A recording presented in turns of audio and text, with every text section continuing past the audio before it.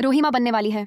इस कशीदा और परेशान कुन माहौल में नहार को मिली थोड़ी सी खुशी। जी हाँ दोस्तों, मनसंदर की कहानी अब ऐसे मोड़ पर पहुंच चुकी है जहां हर लम्हा एक नया तूफान खड़ा हो रहा है।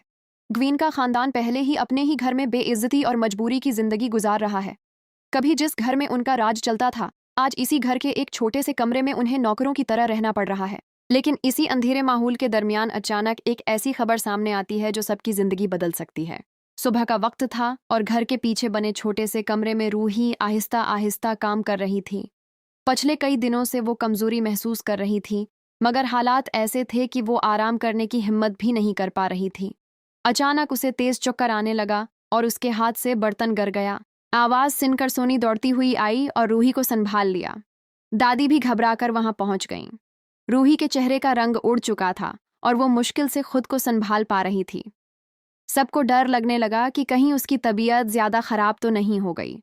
फौरन डॉक्टर को बुलाया गया और कमरे में एक अजीब सा सुनाटा छा गया।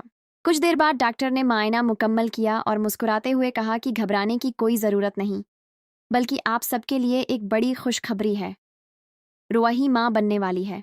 ये सुनते ही जैसे वक्त चंद लम्हों के लिए रख गया। दादी की आंखों में खुशी के आंसू आ गए और सोनी ने फौरन खुदा का नाम लिया। इतने दिनों के दुख और बेइज्जती के दरमियान ये पहली खबर थी जिसने सबके दिलों में उम्मीद जगा दी थी। लेकिन सबसे ज्यादा हैरान नहार था। वो चंद लम्हों तक वहीं खड़ा रह गया, जैसे उसे अपनी ही जिंदगी पर यकीन न आ रहा हो। फिर वो आहिस्ता आहिस्ता रूही के पास आया और उसका हाथ पकड़कर बैठ गया। उसके चेहरे पर ऐसी मुस्कुराहट थी जिसमें खुशी भी थी और फिक्र भी।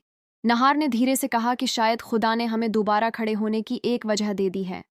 रूही ने उसकी तरफ देखा और हल्की सी मुस्कुराहट दी, मगर उसके दिल का खौफ साफ नजर आ रहा था। उसने धीमी आवाज में कहा कि यह खबर सुनकर उसे बहुत खुशी हुई है, लेकिन हालात देखकर डर भी लग रहा है, क्योंकि उनके पास ना घर बचा है और न ही कोई सहारा। नहार ने फौरन उसका हाथ मजबूती से थाम लिया और कहा कि चाहे हालात कितने ही मुश्किल क्यों ना हो जाएं, वो अपने बच्चे को कभी तकलीफ नहीं होने देगा। लेकिन इसी वक्त कमरे के बाहर खड़ी राजेश्वरी सब कुछ सुन रही थी। इसके चेहरे पर हकारत भरी मुस्कुराहट थी। वो आहिस्ता आहिस्ता कमरे के अंदर आई और तालियां बजाते हुए बोली, वाह, बड़ी खुशखबरी है, लेकिन याद रखो, ये कोई खुशियों का महल नहीं है।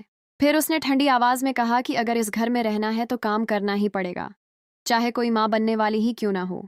उसकी बात सुनकर पूरे कमरे में सन्नाटा छा गया। नहार की मिट्टियां गुस्से से भुंज गईं, मगर उसने खुद को रोक लिया, क्योंकि वो जानता था कि अभी किसी भी तरह की लड़ाई पूरे खानदान को और मुश्किल में डाल सकती है। दिन गुजरते गए लेकिन हालात नहीं बदले।